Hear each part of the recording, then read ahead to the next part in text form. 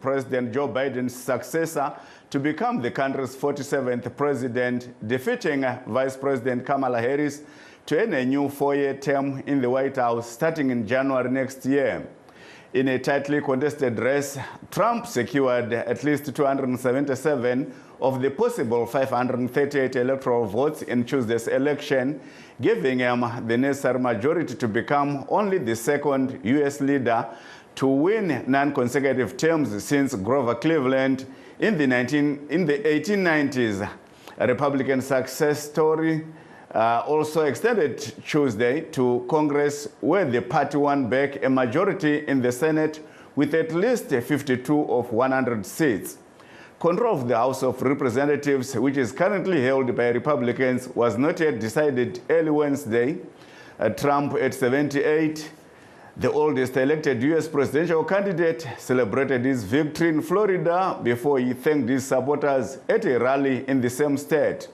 VOA's senior Washington correspondent Caroline Presut was at the election night celebration in Florida, where Trump celebrated his win before most news networks had decided the race.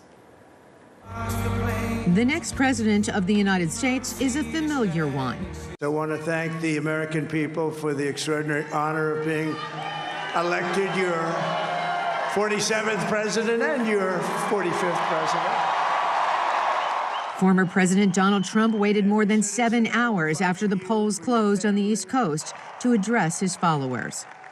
It's time to put the divisions of the past 4 years behind us. It's time to unite. Supporters were always confident, despite polls showing a razor-thin difference between Trump and Vice President Kamala Harris. I think a lot of people are just tired of what's going on in the country. Just everything's up. Food, fuel, housing. I like the 4 years we had under Trump prior, and I'm hoping we can get back to that. After Trump achieved the required 270 electoral votes, the red wave continued in the U.S. Senate as the Republicans took the majority. It's been a brutally long campaign, with Trump surviving 2 assassination attempts. A bullet in July grazed his ear, leaving an iconic image of the presidential candidate mouthing, "Fight, fight, fight." Renee White was sitting behind him that day in Butler, Pennsylvania, and she was in West Palm Beach election night. She says Trump needs to keep that attitude these next 4 years. I don't think it's going to be easy.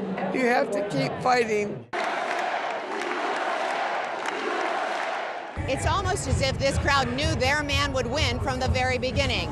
When they walked into this election watch party, they were handed a hat with Trump written on the back and on the side, 45 and 47. Carolyn Pursuti, VOA News, West Palm Beach, Florida. With Donald Trump's victory in the 2024 U.S. presidential election, VOA's Tina Train explores how his past policies and current positions offer insight into the upcoming presidents.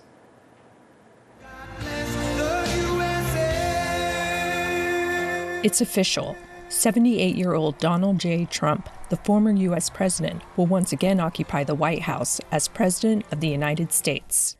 Like Grover Cleveland in the late 1800s, Trump will serve 2 non-consecutive terms in office as the 45th and the 47th U.S. president. To understand how a second Trump presidency could play out, it helps to look back at his first term in office and recent claims on the campaign trail. Immigration is a major theme for Trump, and his restrictive policies are tied to his nationalist America First views. Back in 2017, 7 days after he was sworn in, Trump imposed a 90-day travel ban, barring citizens of 7 Muslim-majority countries from entering the U.S. I'm establishing new vetting measures to keep radical Islamic terrorists out of the United States of America. We don't want them here. During this year's presidential campaign, Trump spoke forcefully about what he calls a migrant invasion, making border security a key electoral issue. He told supporters in North Carolina what he would say to Mexico's new president. I'm going to inform her on day 1 or sooner that if they don't stop this onslaught of criminals and drugs coming into our country, I'm going to immediately impose a 25% tariff on everything they send in to the United States of America.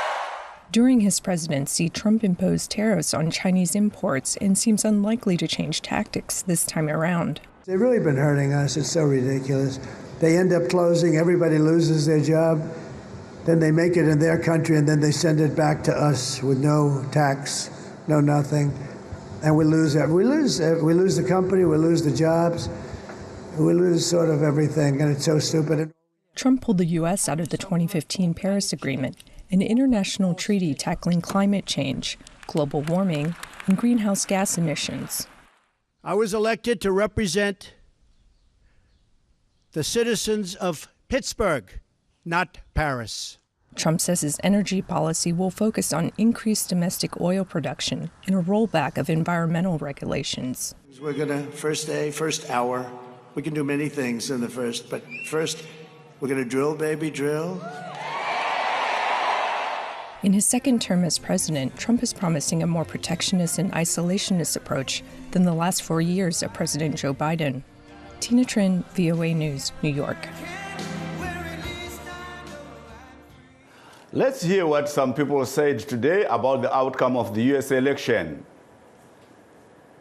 Good things are coming. Good things are coming. Whether you voted for him or not, you'll see a change in this country and hopefully the world. I just don't want all this war stuff and all this back and forth. I don't want all of it. I want just peace, day in and day out. I'm not surprised. I kind of figured Trump would win, but it is sad at the same time that Camilla didn't win. I did my part. That's all I could do. Last night I was watching the whole election the whole night, the whole thing, and I'm like, oh my God, Trump's about to win. And then when he won, I was like, oh my God, let's make America great again. Sad. I want a kinder nation. I'm raising kids, and it's a hard pill to swallow. So we'll brace for the next 4 years and keep putting goodness out into the world. Those are some Americans expressing their views on the outcome of the U.S. election. With that, let's take a short break. We will be right back. In times of change, when the world seems uncertain and what we hear doesn't reflect what we see, we seek the truth. When we are told only part of the story, we lose trust. In moments of crisis, our dreams, hopes, and wishes for a better tomorrow depends on a free press. At Voice of America, we bring you the stories that people take risks to see. We connect the world and unite it with truth. At Voice of America, we show you the whole picture. And now back to the topic of the day. We are discussing the United States election held yesterday. Our guests, we are looking forward to having Ms. Pearl Matibe, who is the foreign policy analyst, but she's not yet on the show. And also, we are expecting Democratic supporter and founder and director of Pumlani, Minnesota, African Women Against Violence, Comfort Londo. And at the moment, we have a Republican supporter and founder of Global Exchange Program International, Mr. Innocent Ndenda. Welcome to our show, Mr. Ndenda. Oh, thank you. Yes, and I understand that we now have Ms. Comfort Londo also on the phone. Ms. Londo, welcome to our show. Thank you so much for having me. Yes, well, maybe I can start with Mr. Ndenda. I was supposed to start with the lady, but let me start with Mr. Ndenda because his candidate won the elections. Let's hear from Mr. Ndenda what he says about this victory. Mr. Ndenda. All I can say is it was inevitable. I said it before. People vote for policies, and they've done that. So victory was certain. So I would like to congratulate President Donald J. Trump for winning the election. Yes, and Ms. Londo, what can you say about the victory of Republican candidate, former President Donald Trump, and what Mr. Ndenda just said? Well, I would like to congratulate my brother on the winning of his candidate, which is what true democracy should look like. But I want to say, in addition to that, that Americans have voted the former President Donald J. Trump back into the nation's highest office 4 years after he fomented a riot at the Capitol to try and block his removal from power. So that is what sits with me today, that Americans have re-elected the same man, and also that maybe America is not ready for female leadership, because we saw the same man again being voted, winning a vote against another female, that was Hillary Clinton. And so that's how I'm assessing this win at this moment. Mr. Ndenda, you heard what Ms. Londo just said, that maybe America is not yet ready for a female president, because the same happened in 2016. And also, she mentioned the riot that took place in 2020 at the Capitol. What can you say about that? Yeah, in some instances it might be, but I wouldn't think people usually vote for race or gender. I don't think people are naive to that level, because you have to look at the policies. It's not about a woman, it's not about a man, but this is not like modeling where you look for certain things, characteristics, be it beauty, whatever you look at. But this is about society, communities, people. It's their life, so people won't vote for gender or color. They're voting for policies which can help their livelihood. Mm-hmm. Ms. Londo, looking at the policies that Mr. Ndenda just mentioned, what can you say about President Trump's foreign policy, looking at countries like Zimbabwe that have been benefiting from the American government since independence? I'm very worried. When I think about your question, I think about 2022. I remember having a conversation with with the office of President Biden, and actually asking maybe 2 or 3 times, are you sure Zimbabwe is invited to Washington, D.C.? 2022, all African heads of state were invited to Washington, D.C. There was a sense in President Joe Biden of reconnecting with the leaders on the continent. I believe that this country and its foreign allies are in for a major whiplash. We know what President Donald Trump has said in reference to African nations. We also know that he's a very volatile president. I've seen Mr. Trump praising authoritarian leaders like the leaders of China, North Korea, Russia, while demeaning democratic American allies in Europe and Asia. So whether the United States remains a part of NATO is a question, for example, that I'm thinking about right now. And the Middle East conflict will have a powerful, unpredictable new actor who has not demonstrated interest in calming tensions. And so I believe even for a nation like Zimbabwe, we should always remember how a man like Donald Trump, how he refers to nations, on the global south. It's a word that I can't even repeat here because there might be children listening, but that is how I think. We are in for some instability in terms of those international relations. For yes, we want to also welcome our guest, foreign policy analyst, Pearl Matibe, who is based here in Washington, D.C. Welcome to our show, Ms. Matibe. Thank you for having me. Well, you came in at the right time. We are talking about foreign policy, and you as an expert on that topic. What can you tell us about President Trump's victory and what it means to foreign policy? Okay, thank you so much for your question. It is an important question, and I do understand why audiences in Africa, including in Southern Africa and in Zimbabwe, might be wondering about what approach a second Trump presidency might entail. So here's what I would say. I was up until the wee hours of the morning, didn't get much sleep yesterday, and I've been looking at this data as to what evolved over the U.S. elections, poring over the numbers. What I will say is data is king.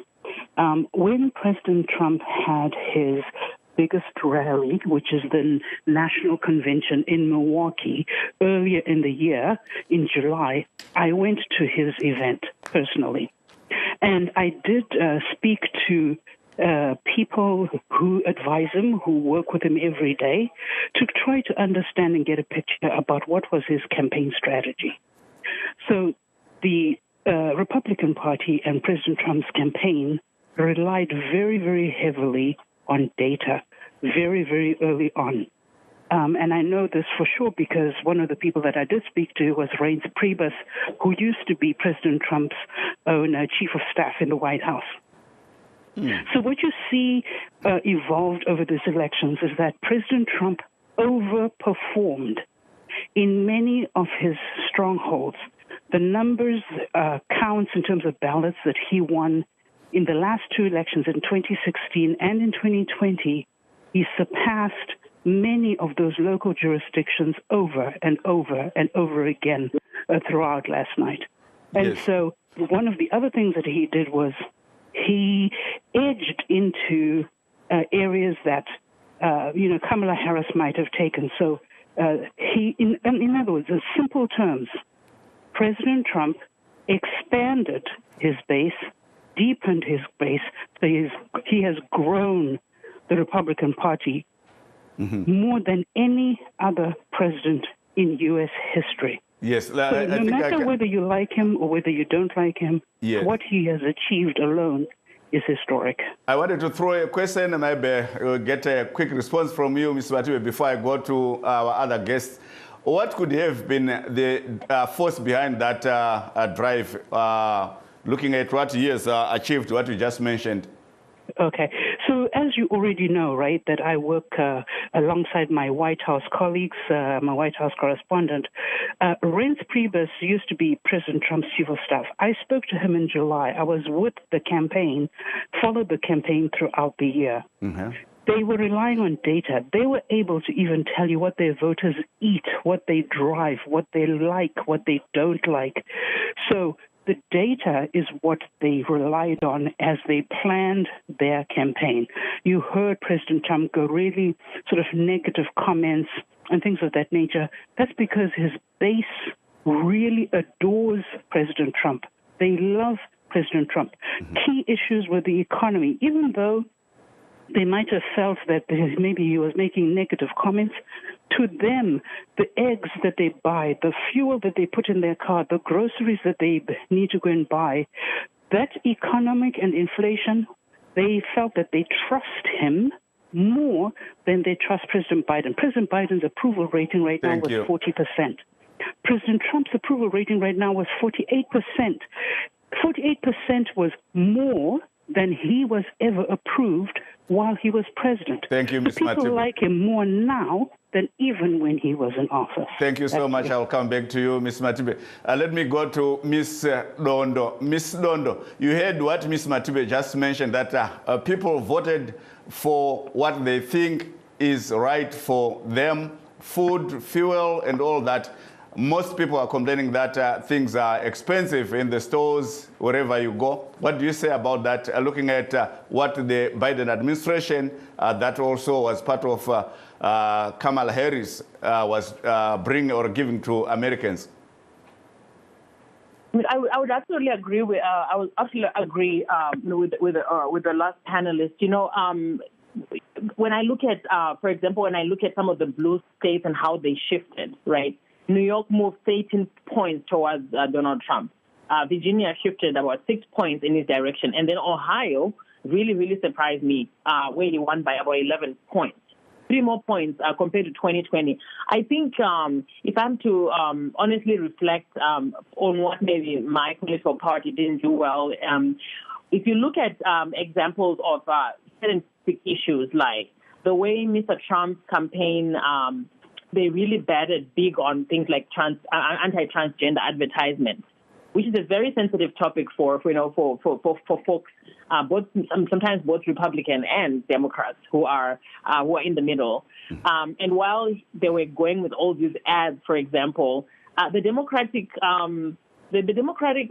folks, they didn't really respond. And when the campaign started, we realized that Ms. Harris did not respond for a while to media. So I would agree with her in saying that that is one thing that that if we could say as Democrats, the things we could look back and learn at is not to take for granted some of those big advertisements that happened with some subject matters that are very sensitive to folks, like gender justice, abortion rights, and then, of course, the one I mentioned, the anti-transgender advertising, which really, really touches on people's cords, right? Mm-hmm. So people were definitely voting based on those issues, including the economic situation right now in our country, where things are really... Yes, thank you so much. Please do stay on the line. Tine mutereri ari South Africa rikaitinzwe zvavari kutaura. Hello? Makadiko baba. Ndakasimba ndianawo. Vamoyo muri sei? Vamoyo takasimba makasimba otipewo maonero enyu panyaya tiri kukurukura iyi. Hai, regai ndikwase baba namai vamudhina navamwe naomai munavo. Baba, sorry. Ai, regai tingoti makorokoto ndingangotenda zvangu nokuona nyika yeAmerica nokuroverwa yakaita nokuti sarudzo dzakaitwa nezuro totoona nhasi kutonzi vawina vaTrump nefasti yakadaro dai yaingoitwa panyika dzose. Tinosvira kudai zvinhu zvaitwa nenzira yakanaka. Tinoti vaTrump namai Kamala Harris sevanhu vakawanda kuno kuAfrica vazhinji vaiti amai Kamala Harris vachakunda. Nokuti achiona zviri pamachanel, maTV, maredhiyo, vanhu vazhinji vanozoti vasuwa. Asi zvinhu zvinoitika mukati meupenyu, asi tinongosvira kuti ivo vawina ivavo dai vagona kusanganisa pasi kunyanya hondo iri kuUkraine neRussia, uye futi nehondo iri kuHamas neIsrael neHezbollah naIran, sezvo dai vagona kuti vabatanidze. Zvisinei zvavo zvinowanikwa, si kuti haiwa amai Kamala Harris vangu vakasimba zvikuru, asi tinoda kungoti hai zvinhu zvinowanika muupenyu, saka tinotenda nokukunda kwaita vaTrump, sezvo tinoziva kuti vanhu hationi vakafanana, asi tinoshuva kuti vachatungamira zvakanaka. Ndangotenda zvangu neizvozvo. Thank you so much, Mr. Moyo. That was our caller from South Africa, Mr. Richard Moyo, who is congratulating President Donald Trump for being elected the 47th president, and he will be sworn in January next year. Let me now go to Mr. Ndenda. Mr. Ndenda, you heard our caller there. He mentioned the wars that are going to be faced by President Donald Trump, the Ukraine-Russia war and the Israel-Hamas war. What can you say about that? I think there will be peace in the world because Trump is somebody who walks the talk. He did it 4 years ago. There were no wars around the world. So I think he's going to negotiate like he did the last time, because he doesn't believe in in going for wars. So I think he's going to negotiate with Russia and Ukraine, sit them down, then they can agree on terms and conditions, then the war will end. Same applies he did also in Israel 4 years ago. So it's the same. I think you advocate for peace like he did 4 years ago.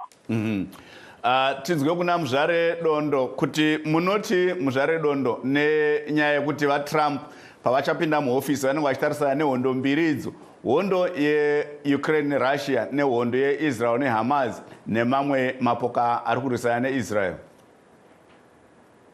Isu tataenda kuhondo dziri kunze kwenyika, toda kuti mutungamiri Trump dai vakwanisa kuyananisa America, Black America, ma-immigrants, vakure vemuno, nekuti mukatotarisa campaign, vanga vaine campaign meeting yavakaita last week yanga itaura nhau dzekudhipota, kuti ndikapinda muofisi ndichange ndichidhipota vabvekure vese vasina ugari hwemuno. Saka ndinofunga kuti charity begins at home, ngatitange mumba. Vanofanira kuyananisa America. Ndinovimbawo zvakare chishuwo changu kuti pavanenge vari muofisi hatichazowane kurwa kwakawanda pamarudzi akasiyana, nekuti the last time yanga vari in office we saw a lot of tensions rising between Black America, immigrants, other people as they call us BIPOC, and the white extremists. So I hope that he is that president who can bring people together before we even start looking at international relations. On the ground, he needs to bring peace and unity. Thank you so much. Let's hear from Ms. Matibe. Ms. Matibe, you heard what Ms. Dondo just said. She said that before President Trump thinks of bringing peace to other countries, he must first unite Americans. What do you say about that? I will say that President Trump's motto and what he wants is for America first. His ideology is America first. That is his doctrine. And when we look at this election, right, no matter those people who might be disappointed about Kamala Harris losing in this election, what happened here in this U.S. election was we watched the election unfolding in front of our eyes. So in other words, we watched democracy taking place. And in a democracy, and if you want a democracy, the majority of the people decided what they want. And what they want was to have President Trump return into office. So you've got to embrace the democracy because we just watched democracy working. It was transparent. The counting was transparent. So that's one aspect. I just want to mention something about the wars.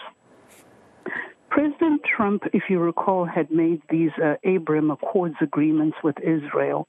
And it's not so much a factor that he doesn't like wars. President Trump wants things to progress and to grow the economy inside the United States and to take care of U.S. and American interests because his constituents first are not the global constituents. His number one constituents is the American people. Those are the people who have put him in office. So he has made promises, and if you listen to the speech that he made last night, he said, promises made are promises I intend to keep. So President Trump is all about America first. Thank you so much.